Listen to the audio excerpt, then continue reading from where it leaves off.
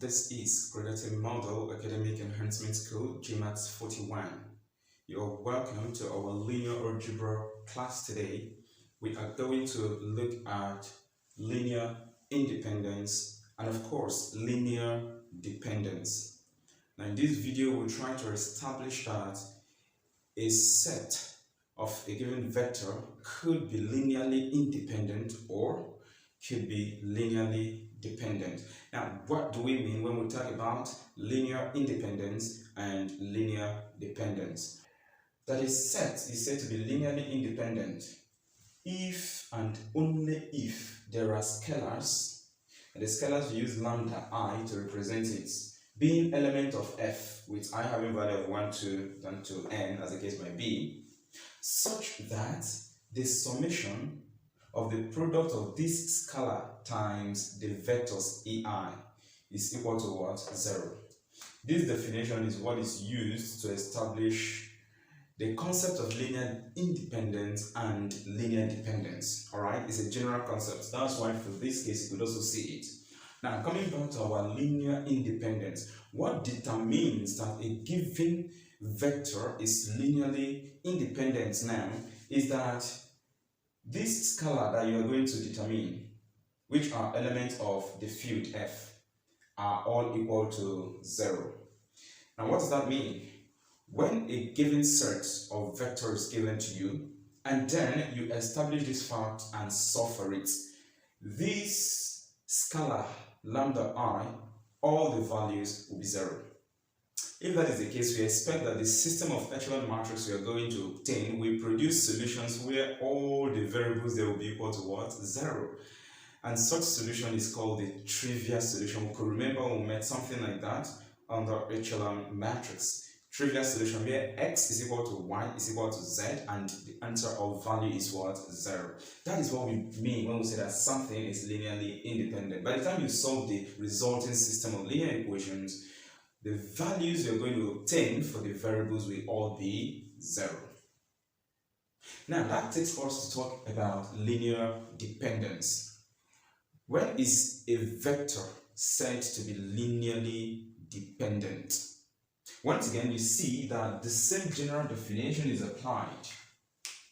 However, for this set to be linearly dependent, this scalar that are elements of the field f are not all equal to 0, which means if you solve the system of linear equation resulting, of course, through the echelon method, which will be faster, this lambda I, which are the scalar, will not all be equal to 0. It's possible you may obtain one or two of them to be 0 as the case might be, but all the values you're going to get will not be all zeros, okay? Just like you have in this, or unlike you have in this case of linear independence. Now, there are two things I've pointed out here which could quickly also help us to check whether a system or a given vector is linearly dependent. Okay, that is for linear dependency. Look at these two things. Any set which contains the 0 vector is linearly dependent. So if you're given a set of vectors, maybe ei and having 0, 1, minus 2, alright, and then you have say e2 equal to maybe 1, 1, 2. The fact that this vector contains 0 element in it, it means that this set of vectors are linearly dependent. Then point 2, if two vectors in a set are equal, the set is also linearly dependent. What do we mean by that? Like you can see in this case, E2, there are two vectors here in this set that are equal, 1, 1.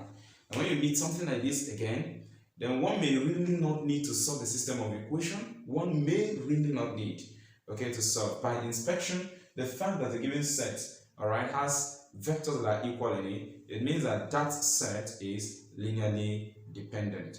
Now we are going to see in the next video how we can establish whether a set of vector is linearly dependent or not. But as a matter of fact, I want to state that you still need the full knowledge of echelon matrix because that's what we're going to use to achieve this.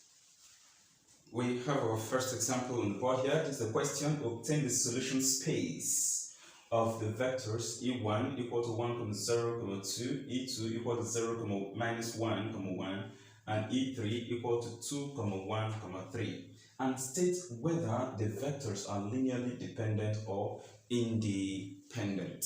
So what do? We're going to establish the fact that summation of these scalars times these vectors equal to what? 0.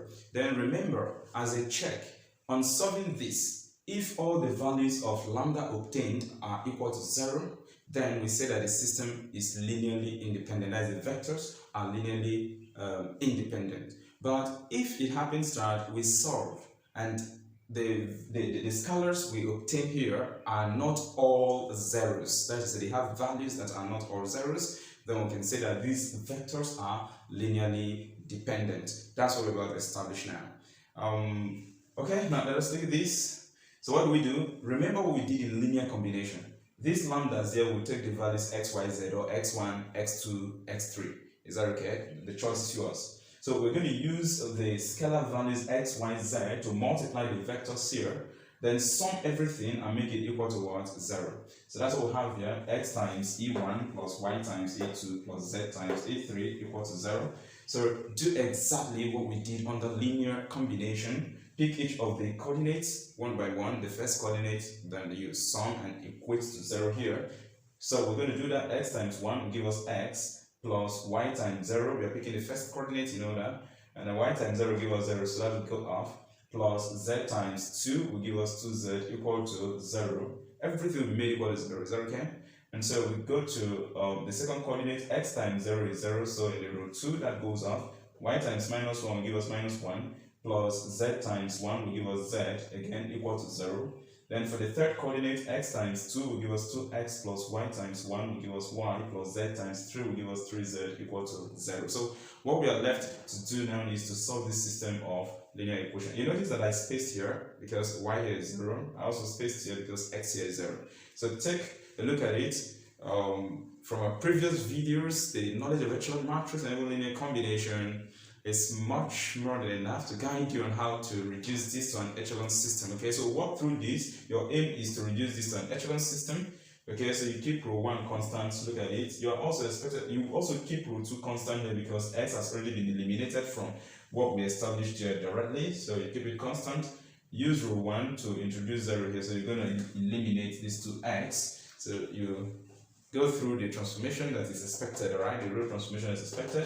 So then of course you're going to multiply row 1 by 2, then subtract. If you do that, you get row 3. Now we're going to keep row 1 constant, keep row 2 constant, and then use row 3 to transform row, use row 2 rather to transform row 3. Because if you do that, you're going to subtract directly. If you subtract directly, this will become 0, this will become 0, so you delete that row, they will be gone. If they are gone, you're left with this. And this is the final system. From here, we have to select a value for the free variable, okay? We need to select a value for the free variable z. We've encountered something like this in the previous video, so you can check through as well. It will help to refresh your memory, okay? Now, on selecting the free variable for z, okay, value for z here, because z is a free variable, we assume z to be equal to k. Now, if we say that z should be equal to k, then going to this row, we can get y. All you need to do is to substitute for z here using the k. If you do that, solve, y will be equal to z, and the value of y will actually give you k because it's equal to z. Look at it, put k here, you're going to have minus y plus k equal to 0, then minus y equal to minus k, divide through by minus 1, and y will be equal to k. So that's what we're talking about here. You've gotten z, you've gotten y, so we can get x now. Use row 1 to get x. Okay, so you're going to substitute for z here, and z is k, so x plus 2k equal to 0, which will give us x to be equal to minus 2k. Now, talking about solution space. Solution space is, we've encountered this before, alright, when we're solving echelon matrix to obtain system or solution of system of linear equation. Okay, what you need to do is bring down, you have the solution space equal to put it in set form, okay, x, y, z. That will be equal to minus 2k for x, and then comma k for y, comma k for z. Alright, now the next thing you try to do is, k is common to each of these solutions here, so you can bring out k by factorizing it. What will be left here is minus 2. Then what will be left here on bringing out k is 1, because you need to divide each of these by the k you brought out. So you have your 1 here, and again what will be left here will be 1. This is the solution space. Alright, this is the solution space. Now, from what we obtain here as the value of the scalar lambda, that is x, y, z, you notice that they are not all zeros. They are not all zeros. And if they are not all zeros, it means that the vectors are linearly what? Dependent. Alright, so these vectors here are linearly dependent. That's it. We've obtained the solution space and we've used it to make our conclusion.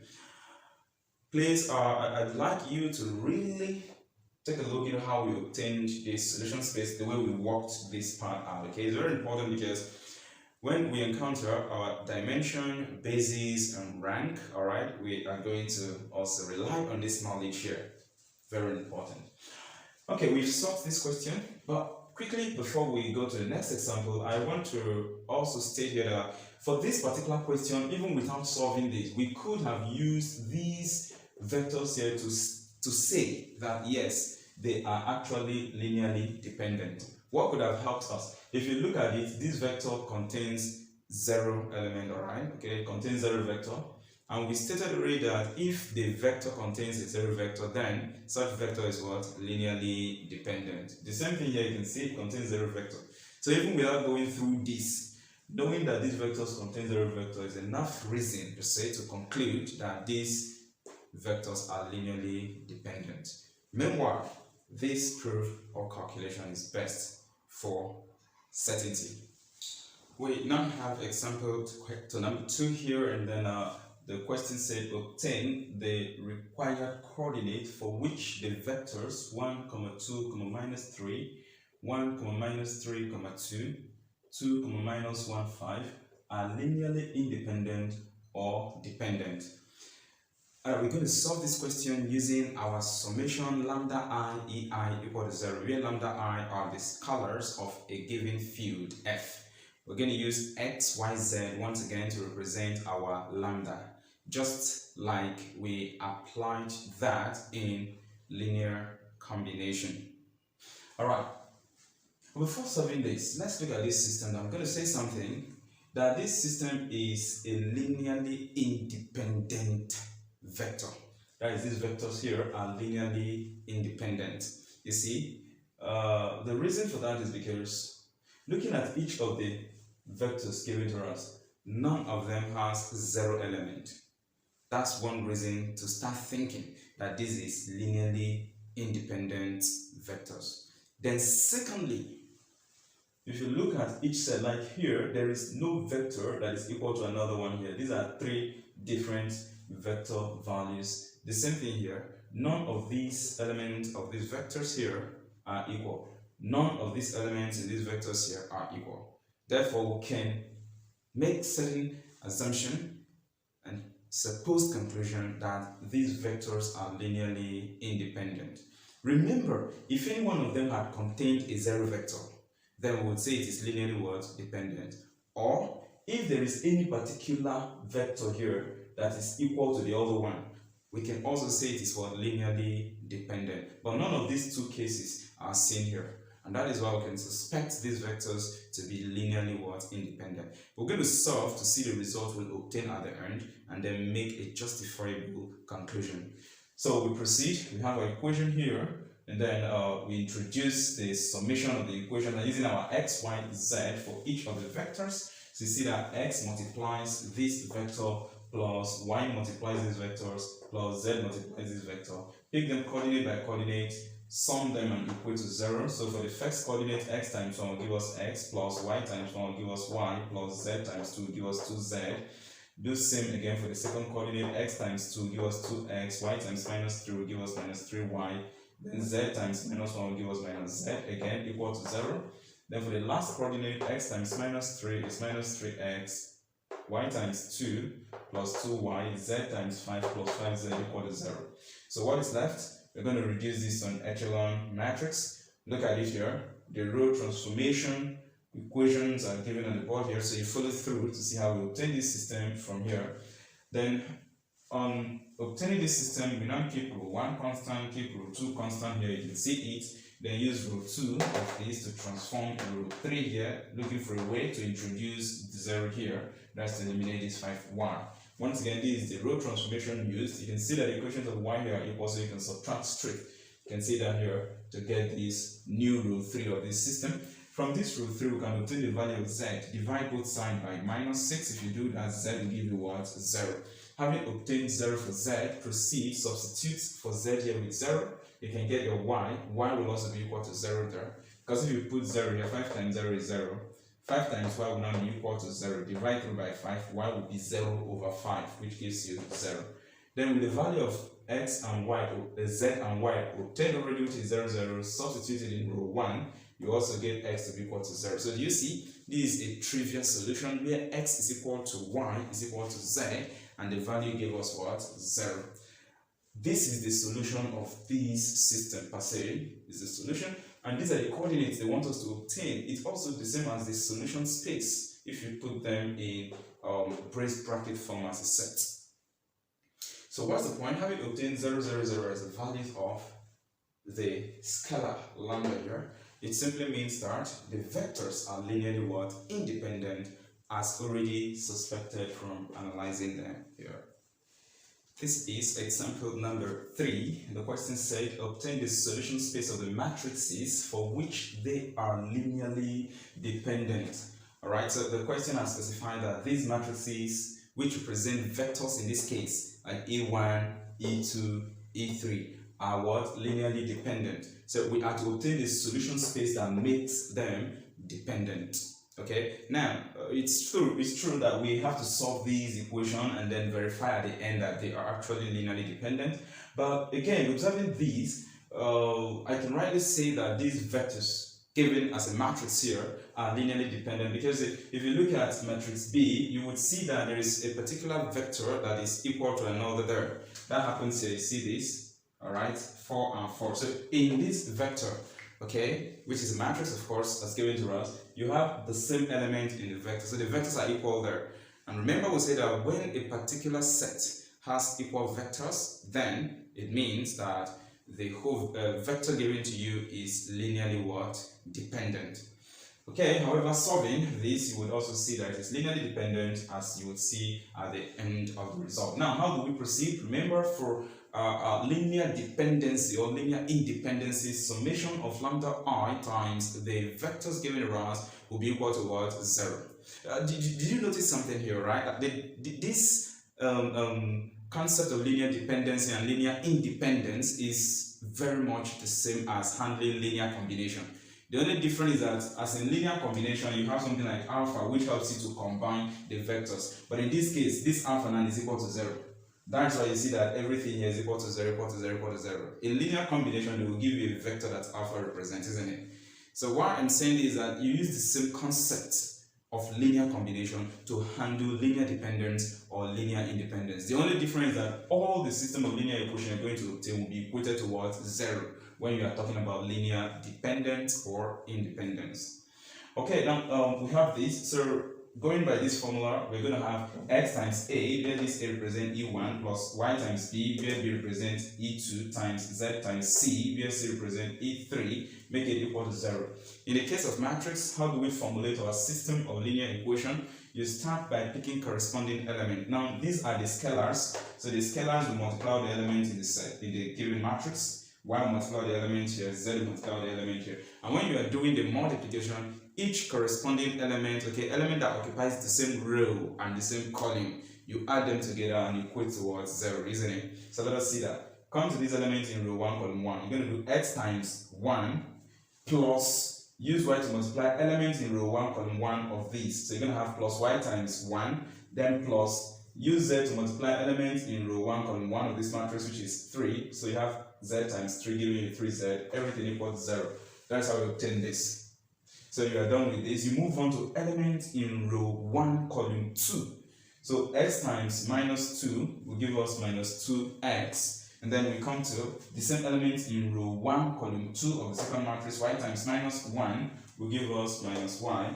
Then element in row 1, column 2 of this part is z times 8, which will give us plus 8z equal to 0. You have to do that for 3, together with this 4 and 7. You equate it to 0, you get row 3. Then Move on to row 2 here, the second row of this matrices here. Start again with the first element, okay, multiply and add equal to 0. The second element, multiply and add equal to 0. You do it for all of them. You're going to get 6 equations here. So please work on this, row reduce it, alright? You have to go along the same way we've been doing it. Nothing is there. Keep row 1 constant. Determine the transformation you have to use to eliminate x in all of them first. Okay? Once you do that, you'll be left possibly with y and z. Keep row 1 constant, keep row 2 constant for the second system now. Alright, then use row 2 to transform the rest you are going to have. When you do that, the echelon system you are going to get, that is the echelon matrix you're going to get will be this. This will be left. So if you look at this, z is a free variable here, isn't it? So you select a constant value for z.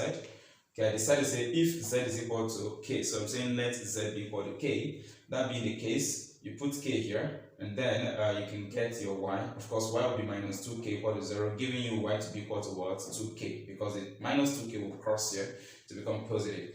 Now you know the value of z, which is k, the value of y, which is 2k, so you substitute for z and y here. This y will become 2k, this z will become k times 3k. So 2k plus 3k will give you 5k. If you move it to the right hand side, you're going to get minus 5 as the value of, that's minus 5k rather, as the value of what? X. So that is the solution space. Okay, these are the solutions, the scalar values, our lambda, alright? So these are the values, putting it in solution space form, formulate your brace brackets as if it is set. So you have x, y, z, having the value of minus 5k, 2k, k. Of course, k is common to them, so you can factorize. You have minus 5, 2, and 1 left. So this is the value or the result, okay, or the space, the solution space that actually tells us that these matrices given here as vectors are linearly what? Dependent.